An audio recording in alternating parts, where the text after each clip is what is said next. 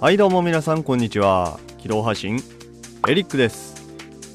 今回はこちらの13 minutes ミッションスピナティアリーパー仕様を改造していきたいと思います。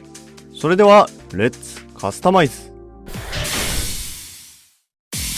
まずは頭部です。マスクパーツの形状を少し変更しました。角を尖らせ中央のスリットも切り離して別の箇所に接着しました。胴体パーツ、スピナティアリーパー仕様のボディとアーマーにスピナティア戦国仕様のアーマーを追加しました。胸部アーマーは他のパーツと干渉する部分があったので一部加工してあります。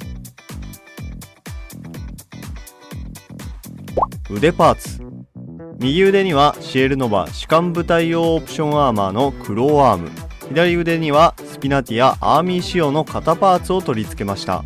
そして手首パーツの保持力を高めるために接続をボールジョイントではなく軸で接続できるように加工しました。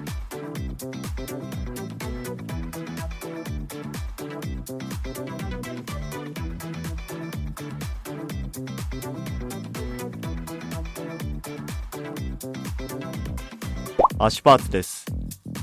足はほぼそのまま使用しました。加工は 3mm 穴を埋めたくらいです。バックパックです。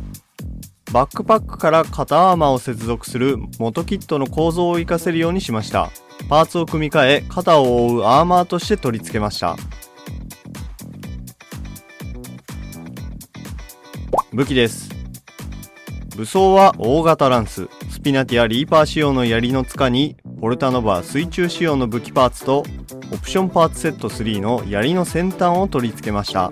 接続部分の形状が違うので加工は必須です。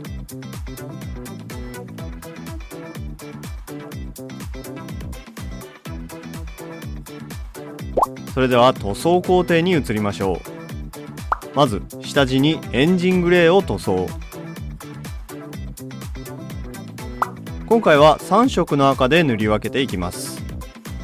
まずはハーマンレッド、次にシャインレッド、最後は小豆色。この3色で塗り分けました。フレーム部分はガンメタリックで塗装。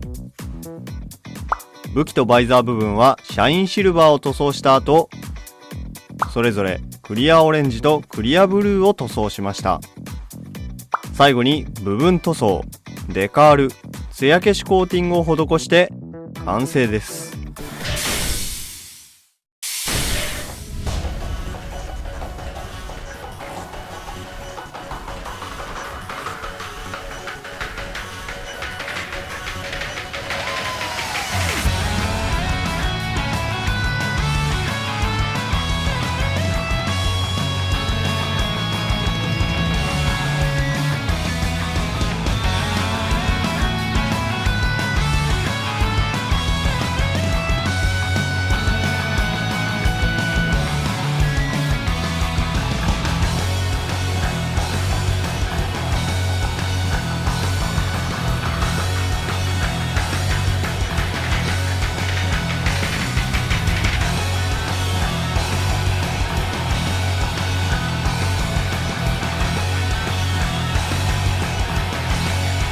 というわけで13 minutes ミッションカスタマイズスピナティアブレイズの紹介でした。